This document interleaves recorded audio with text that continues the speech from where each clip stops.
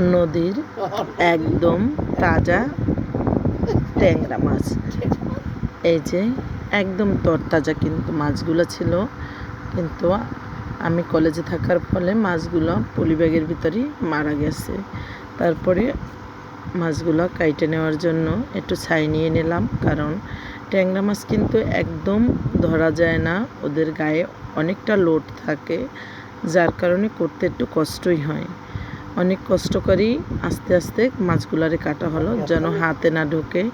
তাই এই যে নিপুণভাবে কাটতে হবে, কারণ হাতে কাটা ঢুকলে অনেক বিষ এগুলোর কাটাই। কিন্তু কীভাবে আমি ট্যাংরা মাছগুলোকে পরিষ্কার করি আপনারা সেটা দেখবেন, কারণ অনেকেই ট্যাংরা মাছ কোটার সময় হাতের ভিতরে কাটা ঢুকাই ফেলান, কারণ ছাই ছাড়া কোটা যায় না, মাছগুলো একদম পিছলে থাকে।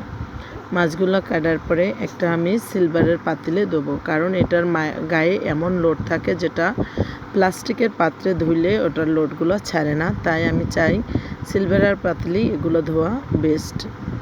এই যে সুন্দর করে ধোয়ার জন্য আমি একটু হলুদ আর লবণ নিয়ে মিক্স করে অনেকক্ষণ নেড়েচেড়ে এটা ধুয়ে নিয়েছি। তারপর হালকা গরম পানি দিয়ে এটাকে ধুইতে হবে, কারণ নদীর পাঙ্গাস মাছ। তাই কষাইয়া রান্না করা যায় আলু দিয়ে, টমেটো দিয়ে, তাই আমি কষিয়েই রান্না করলাম।